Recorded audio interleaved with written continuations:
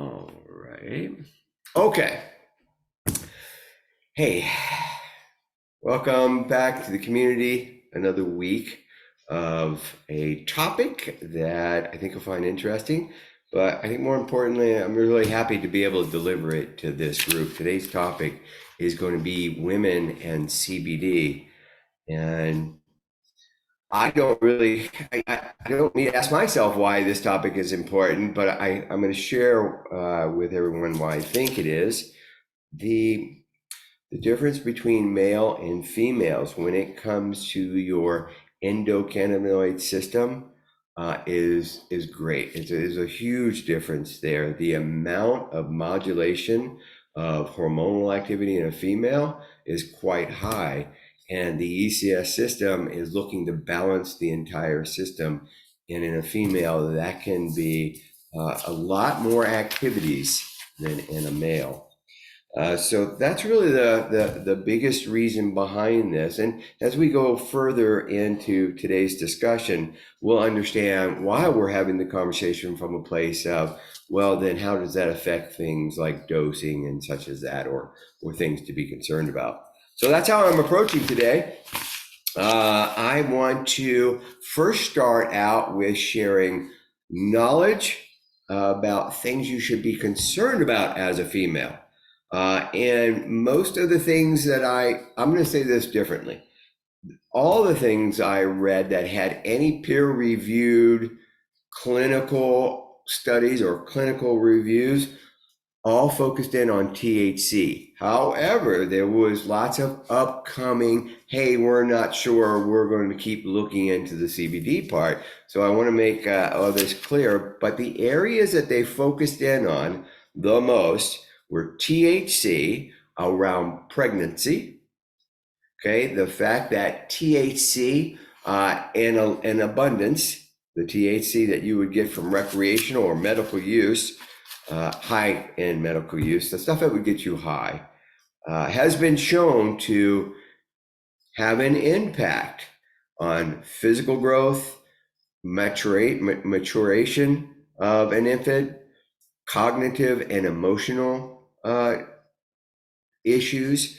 So THC is such a strong trigger for neural activity that when you're using it frequently during, so I've read, when you're using this frequently during pregnancy, you could trigger some of these activities to happen. There's also studies that, again, not conclusive. None of these are conclusive. They just have a lot of data. The next one was it suggested that THC can pass through mothers who are breastfeeding.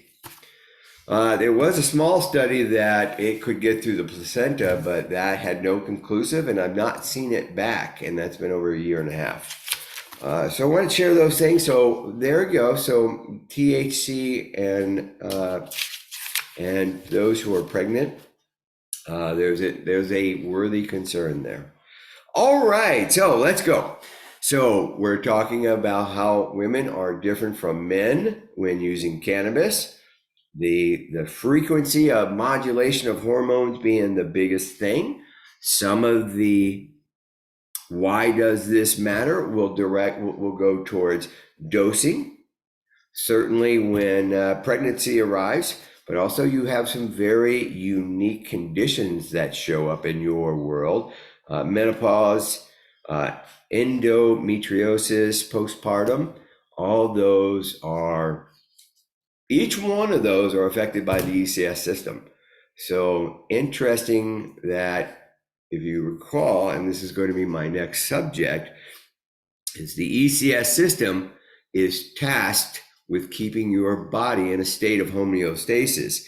It manages things like your nervous system, your immune system, digestive system, cardiovascular system, reproductive system, skeletal system, and endocrine system. Now, if you can think about this, that's a lot to balance, and it's balancing it by making observations that the cell gives the ECS system and triggering and modulating activities within those 7 areas I just suggested. Now, move a little further down the road, the few systems that have an impact on females that are different than males are nervous system, endocrine system, and reproductive system. Think through this. The ECS system, let's go for the endocrine system first. In the endocrine system, I'm going to explain it right out of the book. Endocrine system, the ECS is involved in the regulation of hormones, secretion, and the maintenance of hormonal balance. Okay, why does that sound like it's important to females? You're right. Yeah, that's what I gather too. So we have this interesting system. Think of a triangle where you have the ECS, the endocannabinoid system, on the top point of the triangle. You have the endocrine system on the lower left, and you have your central nervous system on the lower right. And those three are constantly struggling to stay in balance. Okay. As we age, they've already shown this, that the adding phytocannabinoids to our body from the hemp plant have the exact same relationship that the endocannabinoids in our body have with being able to help the ECS system modulate these systems. All right, so there's a simple truth to this that's already been discovered. So the reality is, once I'm through with this, we really just need to look at the efficacy of the product to be able to support the endocannabinoid system. And I don't have to sit around here and try to be, uber concerned about making health claims and following FDA's compliance. I really can just talk about how the woman's ECS system is different, and then we can come to a natural conclusion. So, all right. So when I painted that picture where the ECS system was on the top and the endocrine and the central nervous system were tied at the bottom, that balance there is often affected by two things. One is your body's natural ability to modulate frequently, because a female, they're built this way. They're built to adjust emotionally and physically to accommodate the role they've been given. Now, but the secondary one is outside influences. So this could be your household, your work, your finances, all those things are creeping in as well. So this task is not an easy task for a female, but the interesting thing that I want to point out, and the reason the nervous system is on here, is because a female's body, a female system is also a little bit more sensitive to the modulation of these three guys working together. And too much CBD can throw it off. Too little CBD won't make it work. But the common thread out there with all the research that I went through this morning, and even he was surprised. I'm like, wait, I'm not there yet. Wait, I'm not there yet. It's because it was common that females needed less for areas like anxiety, anything that was neuro. If females went over a certain amount, it stopped working, and it was very obvious. Of course, if they were under, it stopped working and was very obvious. So for things like anxiety, it was important for a female to find their dose, and it usually was less than their male counterparts. Okay, so I wanted to share that because now you don't have to dig through, hundreds of papers. Okay, reproductive system.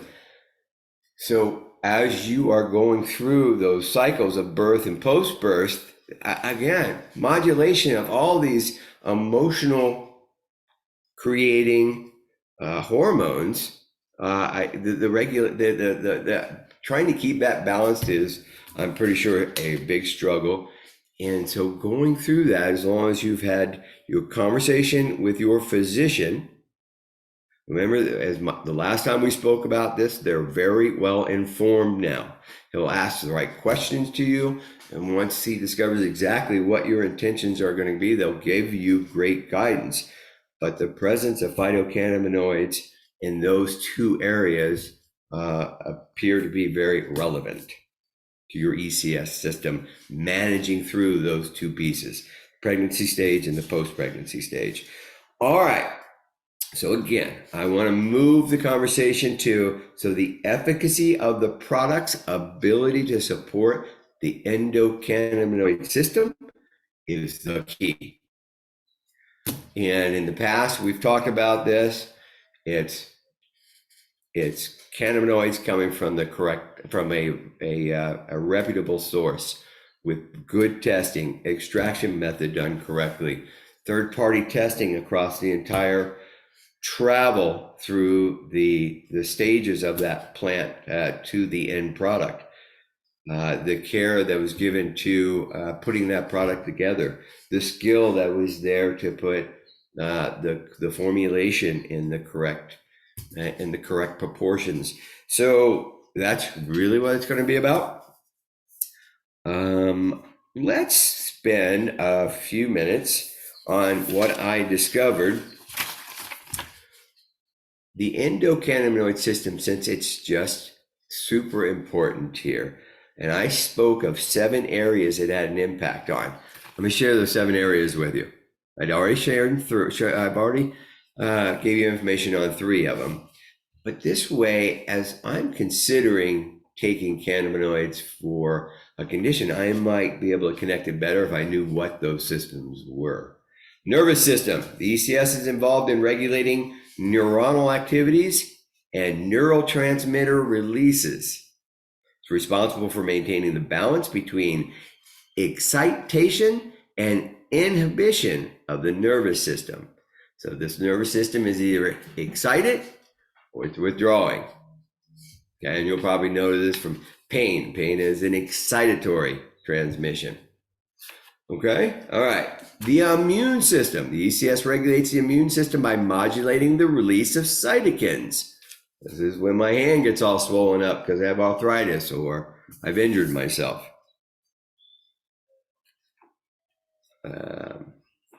It is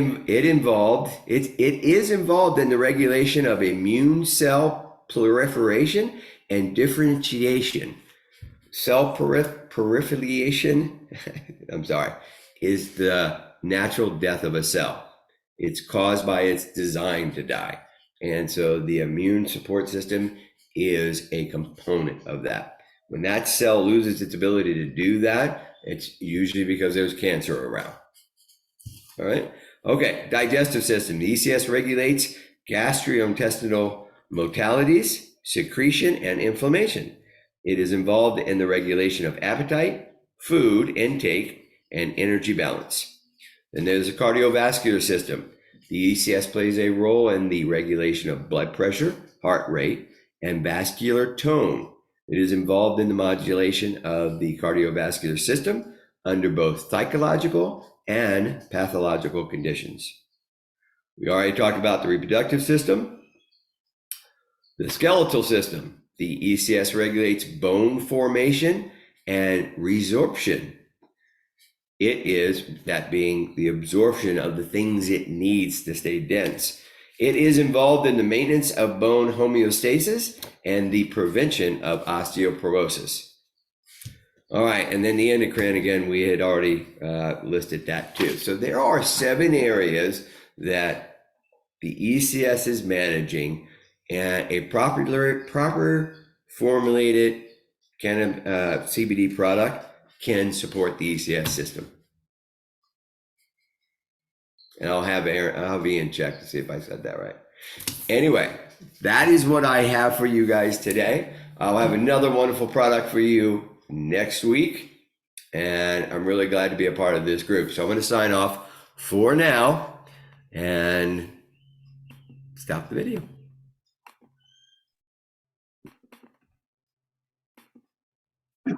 Once again, Ed knows not what he's doing.